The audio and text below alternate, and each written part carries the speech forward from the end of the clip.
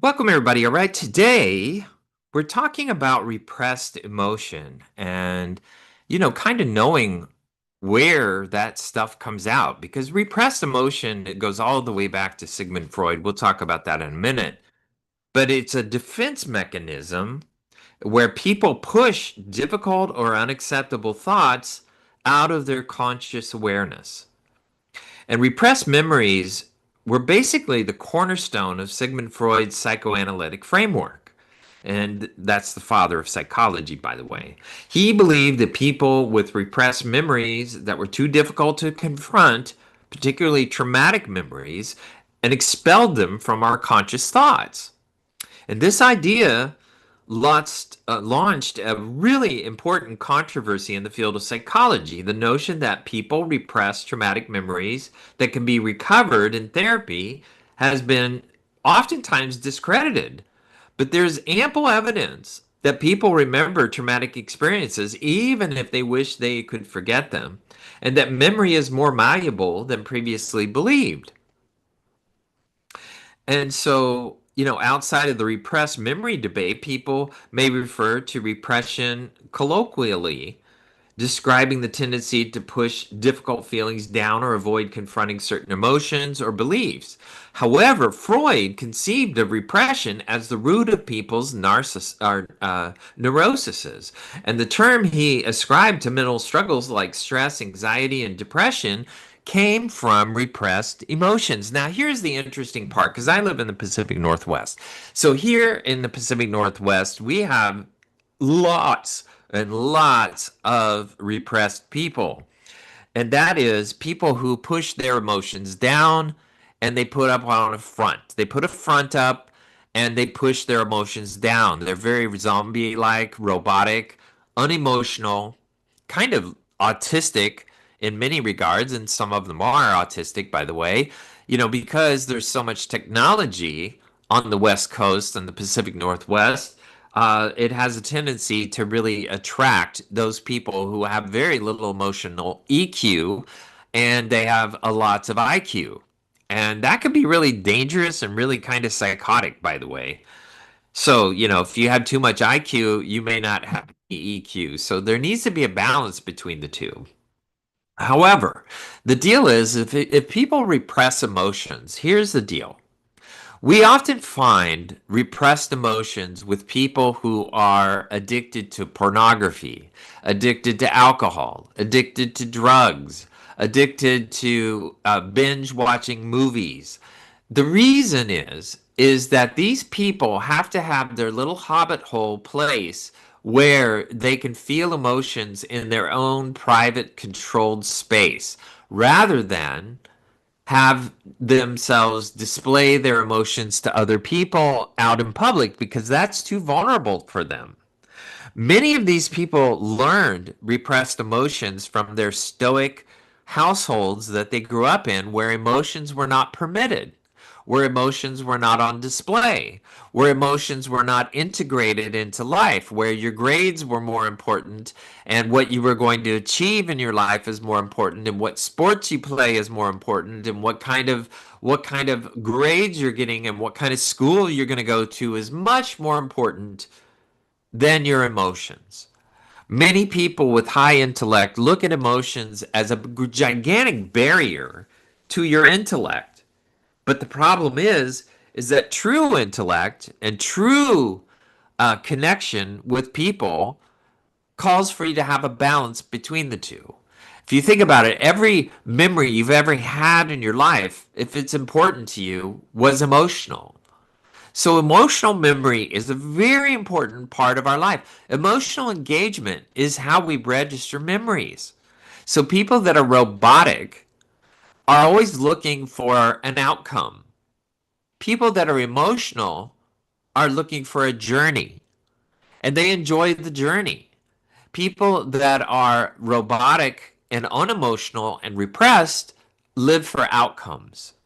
And so what happens with emotionally repressed people is they once again they compartmentalize the places where they demonstrate emotion. It may be when they're having sex with you. It may be when they're having sex with their partner. But the deal is they have these little outlets and that's all they allow themselves to do. And once they've vented their emotions in those little safe hobbit holes, they're not going to share emotion. So being in a relationship with a robot is no fun. Of course, this person has to be the one that's the millionaire, is the one that makes tons of money and provides such a secure life. They're great providers, these repressed, crazy people. However, they're horrible to live with because they have no emotional expression whatsoever. They have no conceived notion how to attach. They usually have very little, if not just a functional relationship with their children.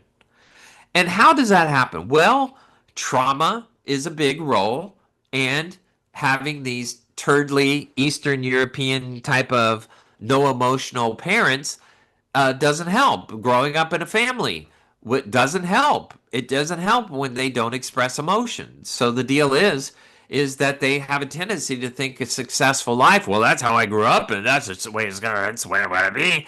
If they're gonna be one of those kind of turdly people, they're not gonna be somebody you're gonna make a lot of memories with, even though you have enormous amounts of resources financially. They're gonna be somebody you function with. And so, asking for $50 when all they have is five is probably not a good idea because they're going to get really mad if you want to be emotional with them. They're going to be really avoidant if you're emotional with them. They can't stand emotions. So if you're going to demonstrate emotions, they're going to pound you down and discount you and turn you into a horrible human being for demonstrating your unhappiness. How dare you not appreciate how much money I make and what a beautiful life I've created for you. They just can't stand it. And so they repress emotions, they push it down, and they're very passive aggressive. Meaning, when they do express emotions and you force them into a situation where they have to express emotions, they blow up like a volcano and spew all over everybody because they want to demonstrate that I am Godzilla. And if you make me demonstrate emotions, I'm going to make it the scariest thing in your entire life. So don't ever do that again. In the course of treatment, the patient who is emotionally repressed might show resistance by changing the topic, blanking out, falling asleep, arriving late, missing appointments. Freud believed that behavior suggested that the patient was close to recalling repressed experiences, but was still afraid to do that. And although these ideas have largely been disproven, Freud's ideas about the unconscious and defense mechanisms have really helped shape psychology because psychology is filled with gray areas, not black and white thinking. In Freud's view, how did repression harm mental health? Well, he believed that repressed material through the unconscious was still present and could resurface in disturbing forms, as well as the lack of insight and understanding, the inability to process and come to terms with the repressed material often would lead to destructive patterns of behavior like anger and aggression. And it could emerge, due to all kinds of crazy things that we tend to remind ourselves through and get triggered by throughout our daily lives. So, what's the difference between this repression and suppression? Well, suppression is similar to repression, but with one key difference. Forgetting is conscious rather than unconscious. Suppression refers to the conscious and sometimes rational decision to put uncomfortable, although totally unacceptable, stimulant to the side. So this is called a white lie, or this is called avoiding, or this is called discounting a thought or subtracting a thought from the ability to express it because we feel that the receiver is going to receive it in a negative way. And so suppression is viewed as a conscious analog of repression. So the difference between repression and denial is also important because repression is often confused with another defense mechanism called denial, in which people refuse to admit to certain unacceptable or unmanageable aspects of reality, even in the face of evidence to the contrary. Denial involves refusal to admit the truth, while repression involves unconscious forgetting of the truth. Nonetheless, denial and repression often work together and are very difficult to untangle. Now, there's another thing called sexual repression, and it's when the ability to express sexuality is thwarted, which can lead to feelings of guilt, shame, frustration, and anger. The distorted rage resulting from sexual repression is often directed at helpless victims rather than the people and the institutions, like religious institutions or medical figures. And so sexual repression is taken into outlets. And that is because repressed people have to have outlets. And by the way, those outlets they get highly addicted to. So things like pornography, alcohol, drugs, those wonderful little coping skills become their little their obsessions. And they love those obsessions because they're very private. They don't want anybody to know that they do it, but of course people are going to know they do it. And then they bring it up in marriage. Oh, I've been watching pornography, or they get discovered watching pornography, or they get discovered doing their little habits.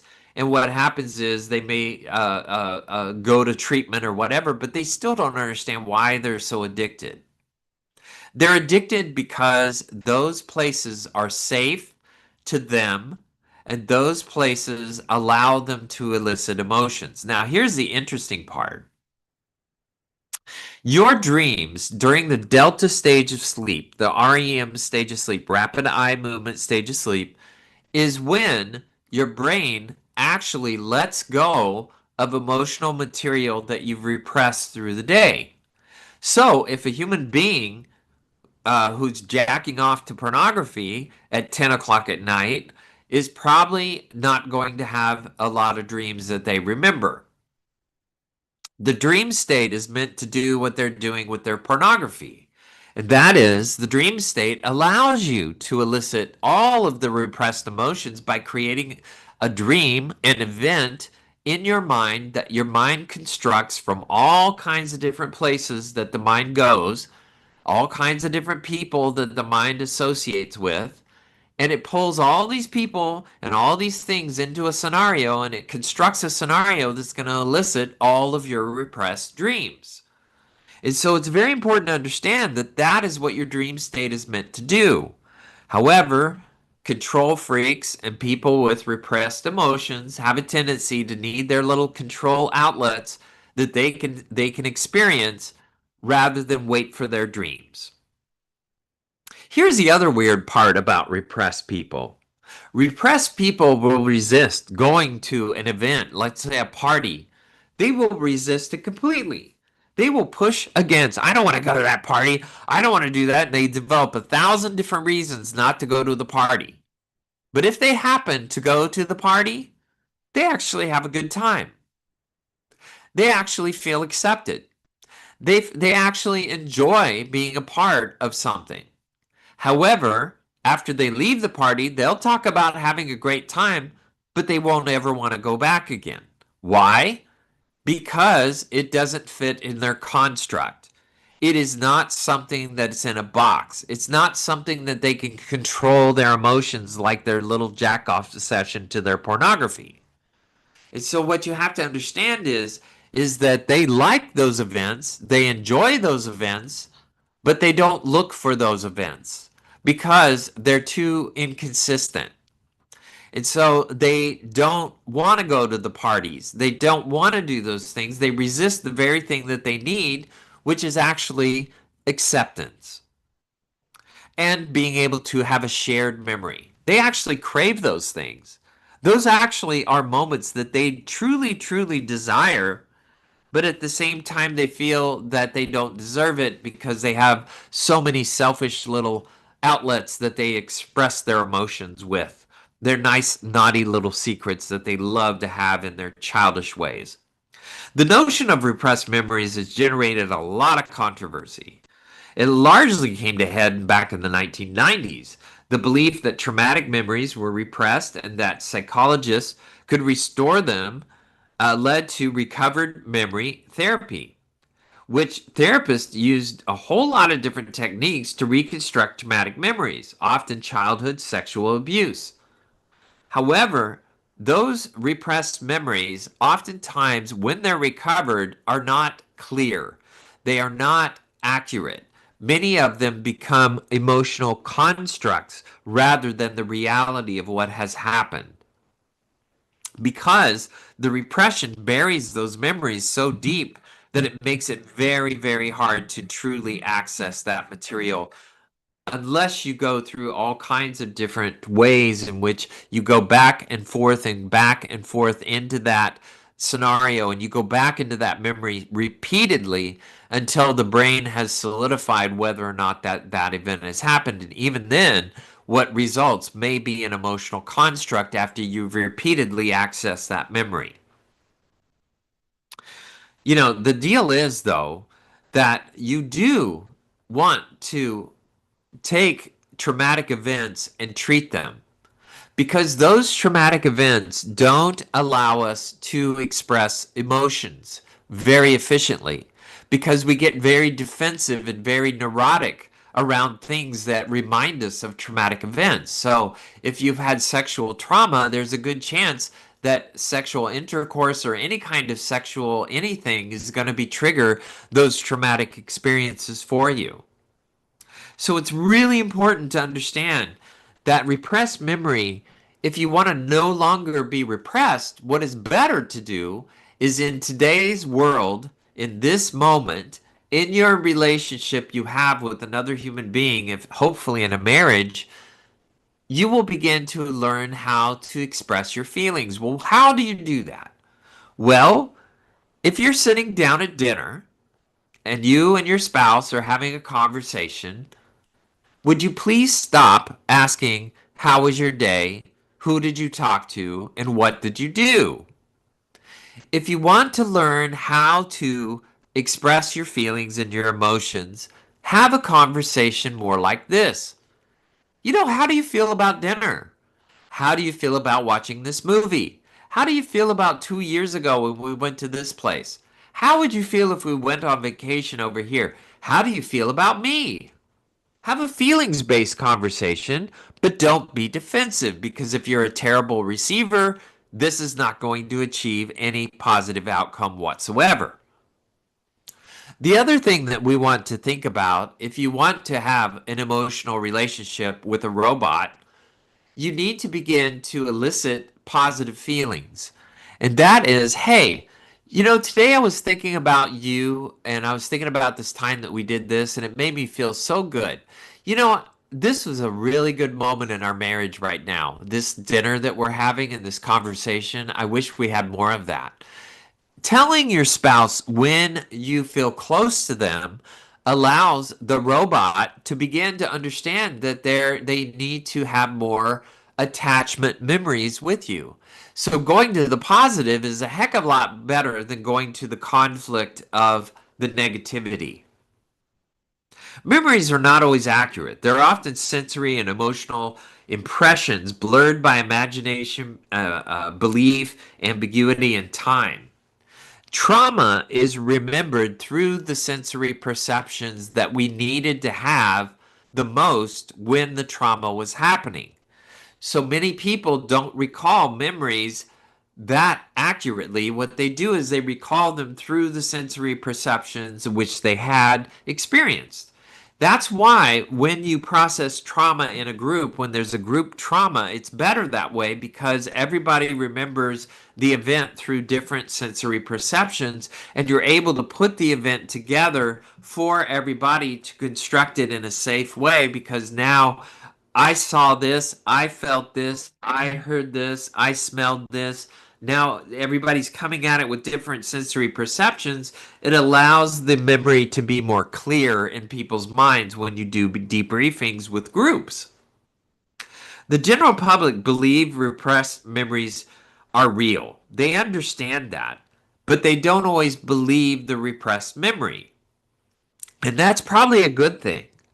The large portion of the general public, between 40 and 89%, believe that the traumatic memories can be repressed and forgotten, and even as an act of murder, can be suppressed and repressed. Yes, your brain will do that.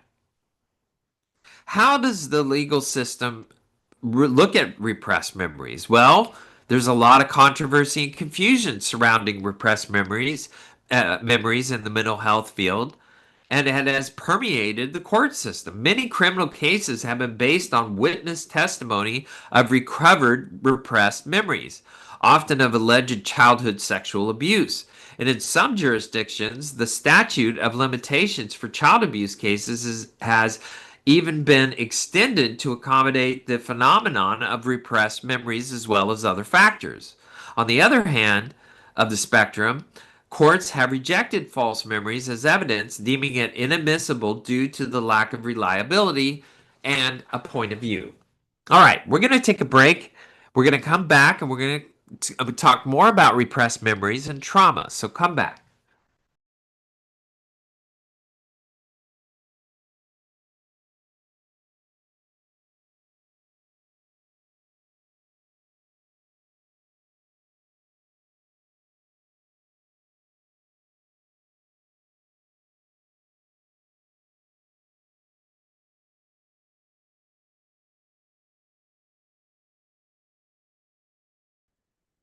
Welcome back, everybody. All right, we're talking about repressed memories. Now, trauma can affect the body in ways that are often really not known to those who are suffering because the body does keep score.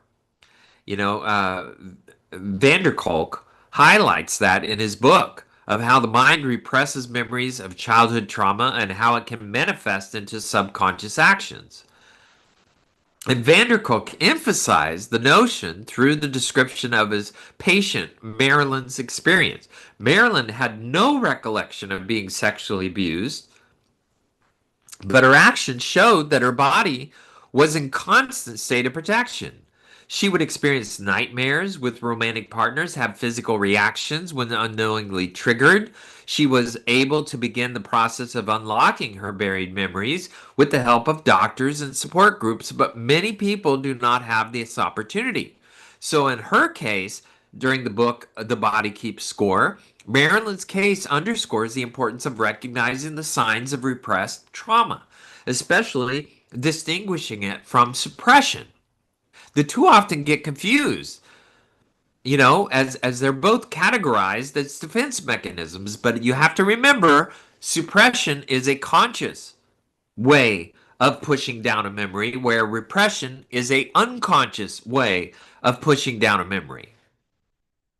It's called avoidance coping, and it's really important to understand that those repressed memories are going to come forward.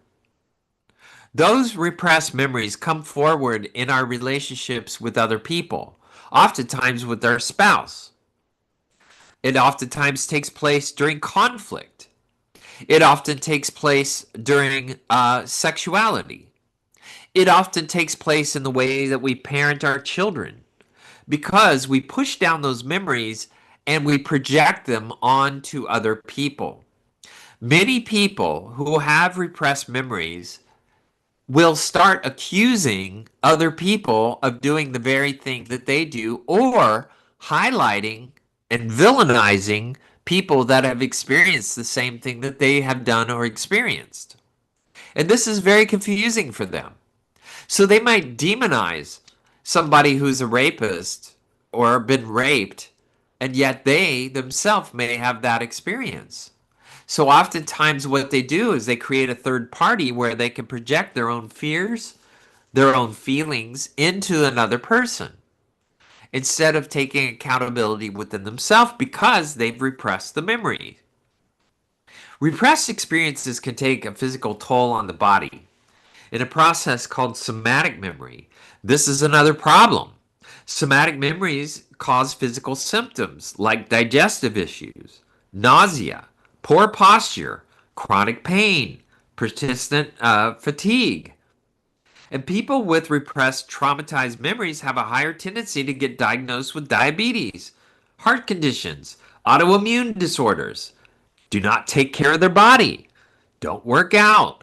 And the physical impact is a coping mechanism that can have on that person because these people with repressed memories often do not take care of themselves. They are preparing their body to not be the victim of what they were a victim of when they were younger. So many people have weight problems because they were sexually raped or molested when they were a young child. Therefore, they want to make sure that their body does not attract that kind of a problem into their life again. So, as a defense mechanism, they gain lots of weight. They don't take care of themselves. But what also happens with repressed memory is they have a lot of insecurities because they know they have memories that they're not accessing and they really don't know how they're affecting them, but they know they're affecting their relationships with their spouse, with their children, with their work, with their friends. And so memory repression is a very big problem when it comes to somatic problems where you go to the doctor and they say, I don't know what, there's no medical reason why you're having this problem, but you're having this problem. Well, once again, a lot of that has to do with the repressed memories, and those repressed memories create pain in our body. They create symptoms in our body. And so things like chronic pain, that can be to a very high degree, that can be caused by repressed memory. Now, as a breakdown of the signs of memory repression and suppression, you really want to understand the signs and the differences. So, if we want to look at the key differences, repression is a low level of awareness. It's involuntary. It's automatic mental process. It happens without deliberate intent, often as a reflexive psychotic defense. So, for instance, if your body has been raped, if you've been raped or molested, you may suddenly have lots of somatic symptoms around the area in which you were molested or raped. You may have a lot of symptoms around when you get into a sexual situation. You may have nausea. You may suddenly have some kind of hypochondriac bodily response to that event. And that is where somatic symptoms come forward, once again, through repressed thoughts, repressed events, repressed trauma.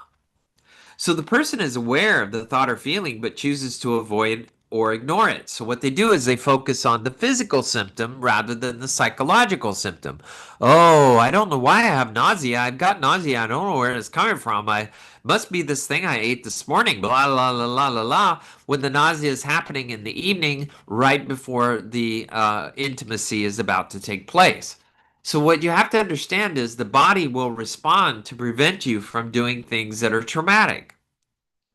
Voluntary versus involuntary is a big part of repression.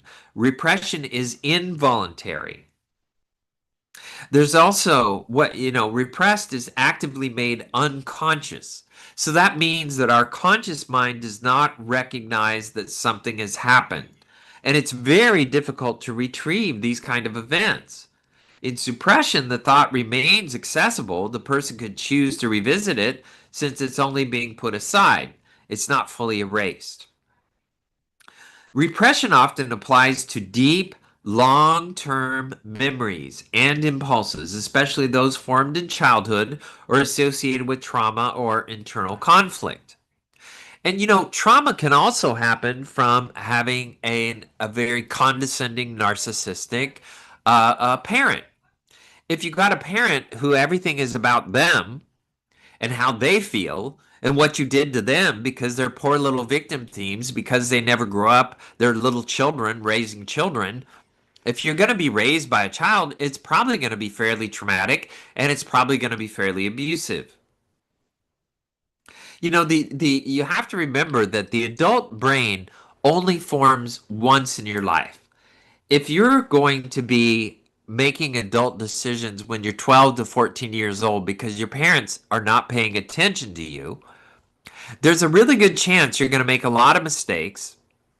There's a really good chance you're going to get yourself into a lot of traumatic experiences that are adult like.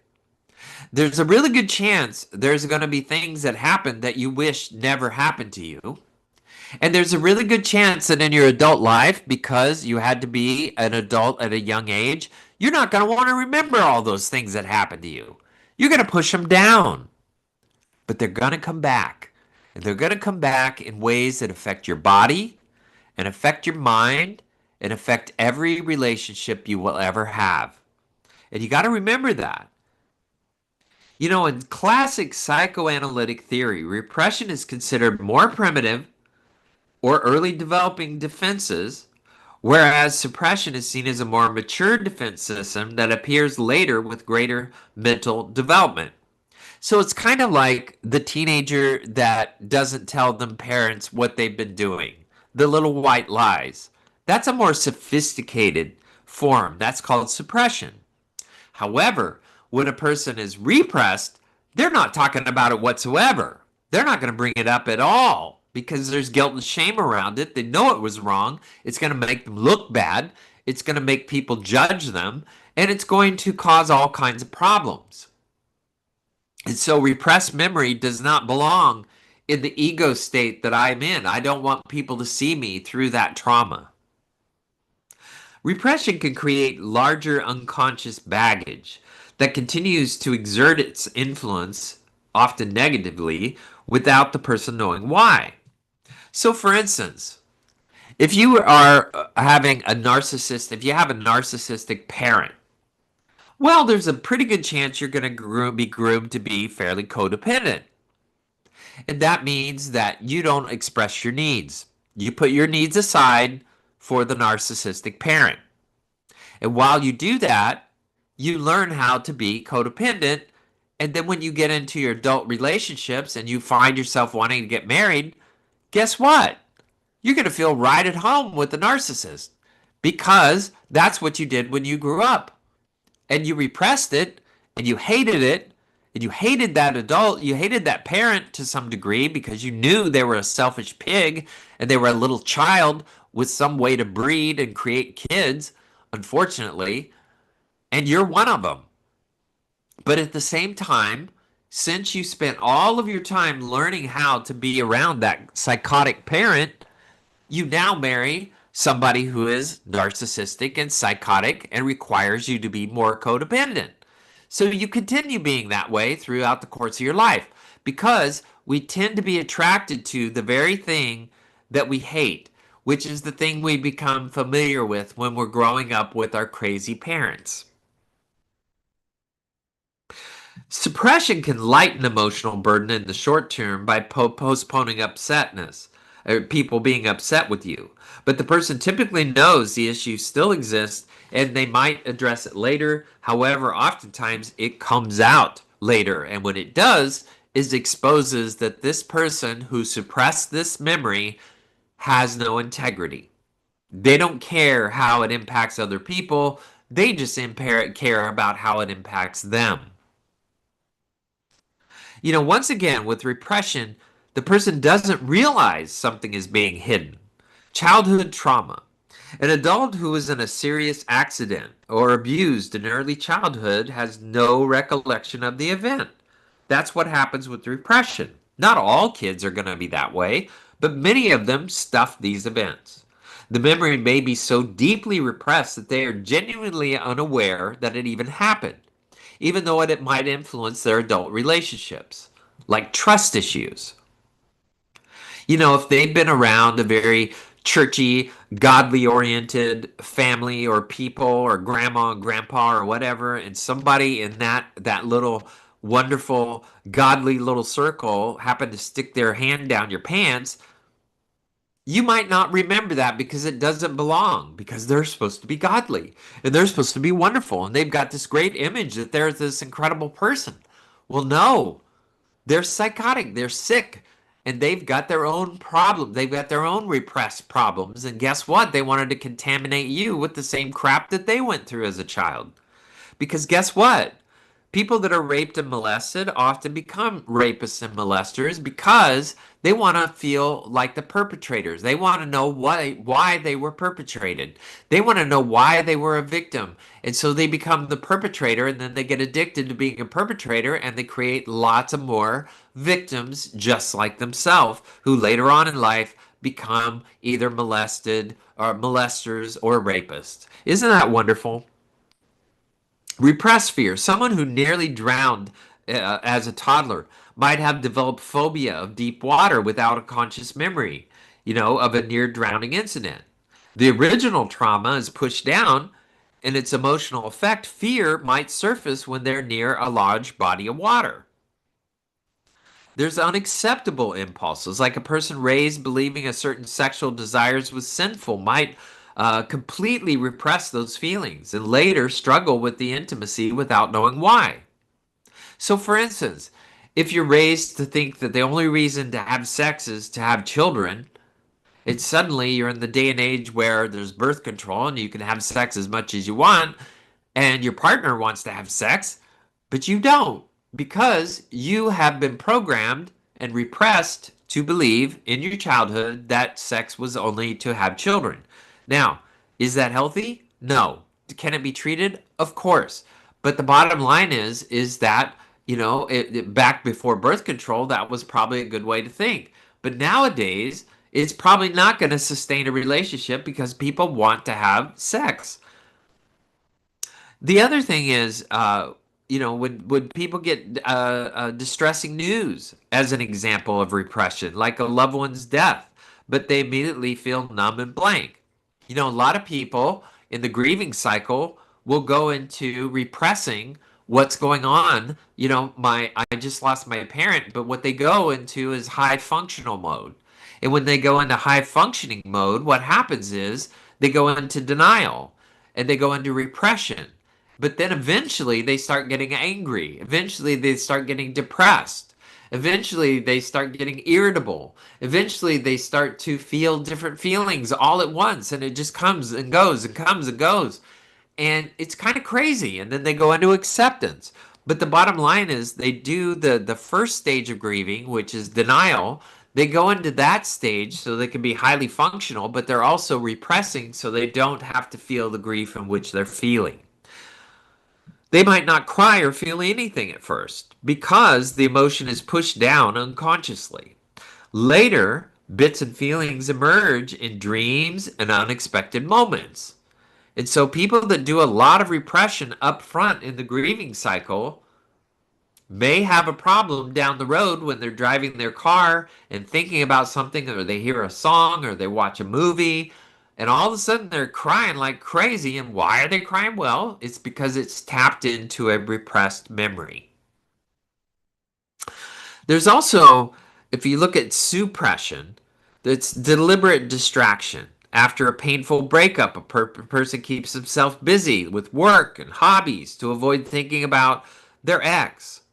They postpone worry. Like a college student is anxious about an upcoming exam, notices panic rising in the night before the test, so they decide not to think about it. Watch a movie, and they basically suppress, but they may flunk the test. Also, avoiding triggers. A person who survives a car accident might find themselves recalling the crash whenever they drive by a certain location or when they see a certain kind of car. So they actively push the memories out of their mind while on the road so they don't have an accident. You know, a word there's also this thing called a professional demeanor that happens with suppression. A nurse working in a hectic emergency room might witness distressing sights. And during the shift, the nurse suppresses the emotional reactions, her fear and sadness, or his, to remain focused and effective. So they set aside their feelings so that they can be functional. You know, repression, which is what this show is about, refers to unconsciously blocking out unacceptable, painful memories, impulses, feelings so that they cannot be recalled. In repression, the person doesn't choose to forget, The mind does it for them. It reduces emotional pain that the mind cannot deal with. And there's an internal conflict that goes on that that person does not want to integrate that memory into who they are. But when you repress these kind of things, what will happen is that repressed memory will come forward. It will come forward sub unconsciously, and it will slip into all kinds of different events and communication that you have with your spouse, your children, your friends, your church, your siblings, everybody around you. It will come out because there's lots of triggers to unload that unconscious memory. Repression completely buries the issues outside of awareness. And it means a person never directly processes or resolves the issues. And so they can manifest as symptoms or indirect problems. And Sigmund Freud believed that unresolved unconscious conflicts were a major cause of anxiety and neurotic disorders. All right, we're going to take a quick break, and then we're going to come right back and talk more about repressed memories and repressed emotions. So come back.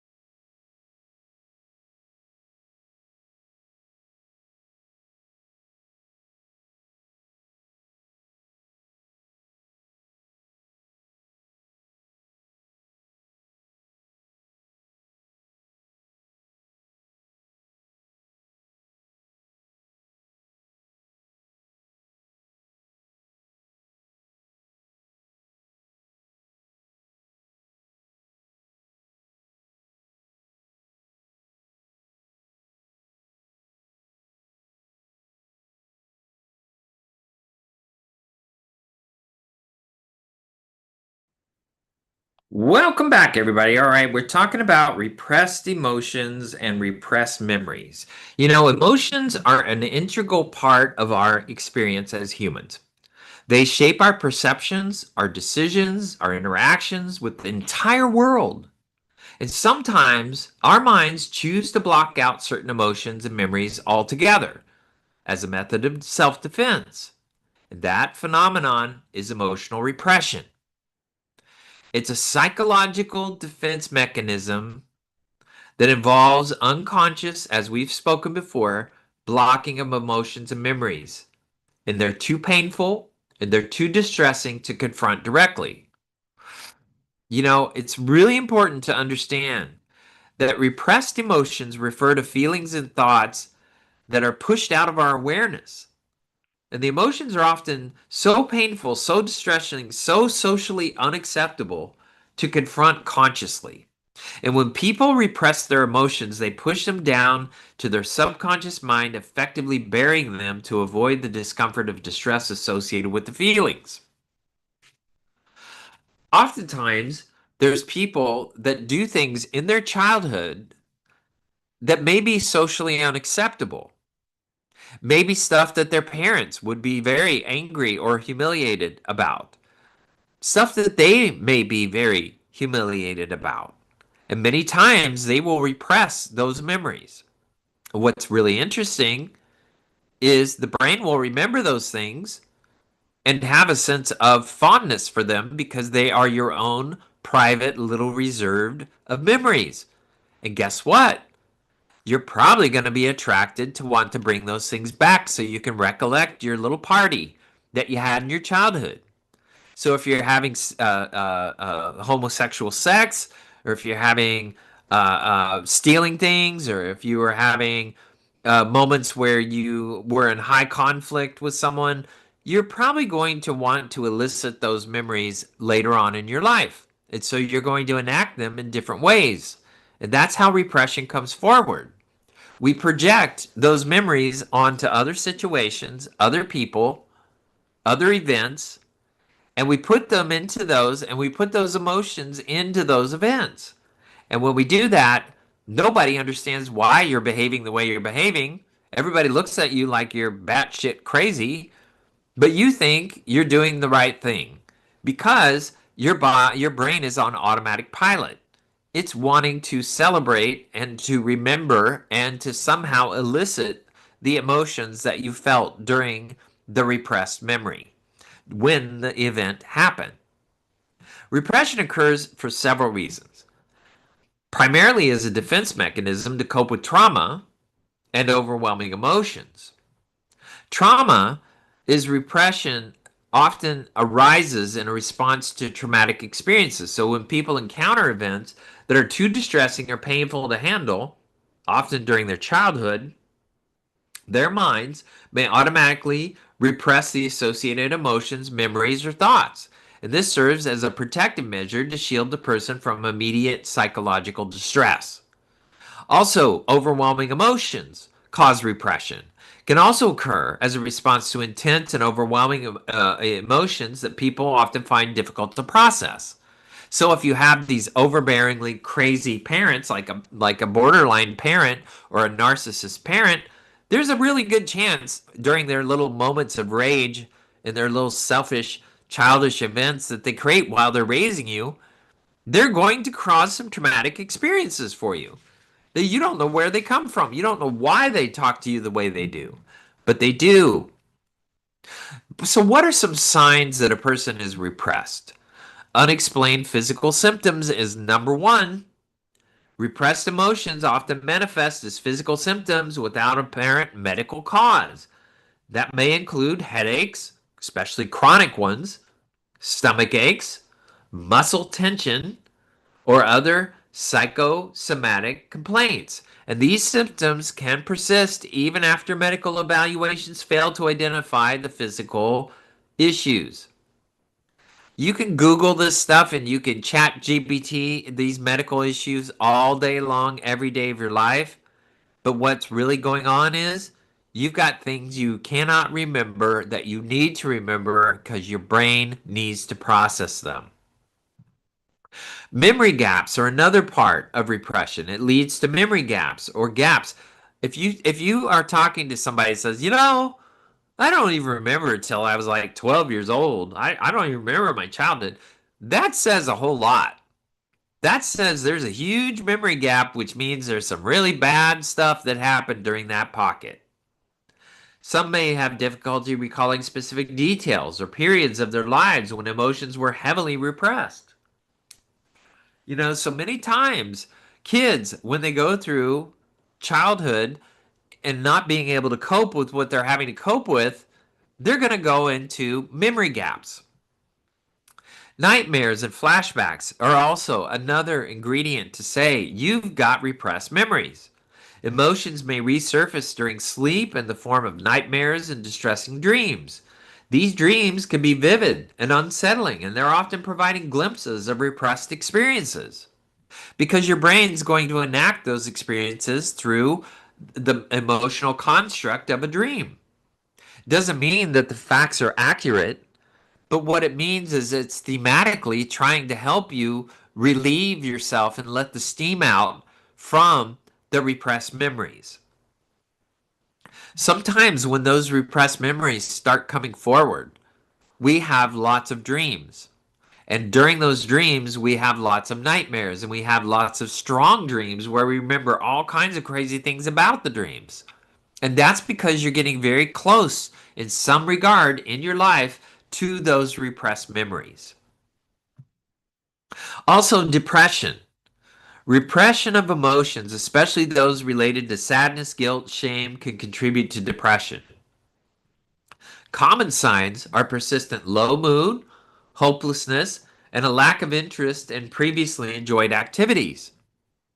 So it's important to note that also anxiety and panic attacks are unresolved emotions that have been repressed, which contribute to the disorder where we have panic attacks and anxiety attacks suddenly in different spaces. It's important to note that repression and suppression can adversely affect your mental and physical health if it's not addressed. So, how do you deal with it? Well, one of the things that is really, really, really helpful with repressed emotions is journaling. Now, that doesn't mean you're going to journal facts about what happened to you. It means you're going to journal the feelings about what might have happened to you. It's a valuable self help practice for releasing and processing your emotions. Writing in a journal causes and creates a safe and private space to express your thoughts and feelings honestly. And that practice can help you clarify your emotions, identify patterns, and work through complex feelings. Also, mindfulness and meditation increases emotional awareness. Mindfulness and meditation are powerful techniques to enhance your emotional awareness. So, what do you do when you pray, when you are mindful, when you're meditating? The goal is one simple thing: to focus on what you believe is making you suffer in this life and to eliminate that suffering. To find a way to confront the suffering, to allow the suffering to exist, and to find a way through it. That is our biggest goal in prayer, in mindfulness, and meditation. Also, engaging in creative outlets like art or music or dance provides a really good way to express your emotions. These forms of expressions allow you to channel your feelings into tangible and often beautiful creations. You don't need to be a professional artist to benefit. The act of creating is what matters, offering a sense of release and catharsis. Sometimes self help practices aren't sufficient, and you may benefit from seeing a professional, like a therapist or a counselor. A therapist or a counselor can provide guidance and support in processing your repressed emotions. You know, Techniques like talk therapy, cognitive behavioral therapy can help you uncover and address these underlying issues. Also the thing called EMDR, eye movement desensitization reprocessing, where if you do recover some kind of memories, it may give you a chance to reprocess those memories so that you can recover more of them and put them in their place. Because the idea of treating trauma is to call it an event and to leave that event behind. It's a memory, it's an event. Releasing suppressed and repressed emotions involves consciously acknowledging, feeling, and expressing bottled up emotions through outlets like journaling, therapy, physical movement, techniques like deep breathing, somatic exercises to relieve physical tension, mindfulness, prayer. These are all things that help. So, if you're going to do prayer or mindfulness, it might be good to address the body. Scan the body. Locate tension, often found in the shoulders, the neck, the chest. Breathe into it to release it. Also, 5-minute grounding, sitting quietly, placing a hand on your chest. Focus on your breath. Allow emotions to emerge without trying to change them. Visualization, imagining negative emotions as energy, like blue energy, leaving the body from the top of the head and replacing with a lighter positive energy. It's really important to understand that physical movement can help you also with repressed memory and repressed emotions. Like yoga, dancing, simply walking, using these activities helps stagnate emotional energy be released. Also, shaking and dancing, physically shake your limbs or release buildup and tense energy. These things can help you enormously with releasing emotion. Cognitive and verbally, it's very important if you're going to increase your emotional vocabulary to label emotions. Use an emotion wheel to identify your feelings of anger, shame, loneliness, rather than just bad.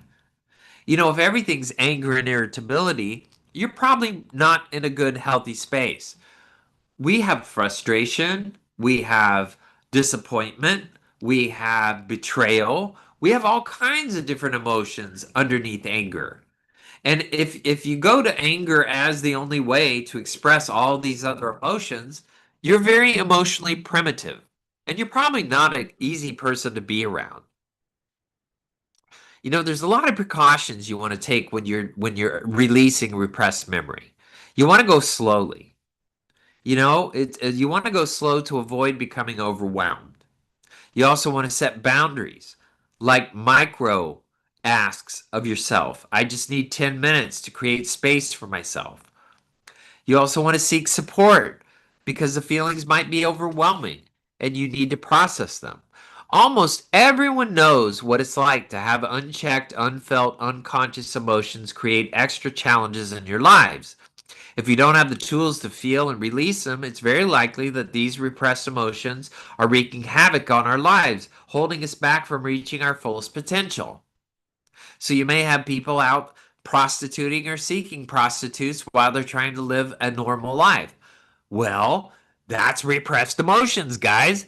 If you're out seeking that kind of garbage, there's a real good chance that those repressed emotions are a wrecking ball in your life. Repressed emotions come through alcohol addiction, drug addiction.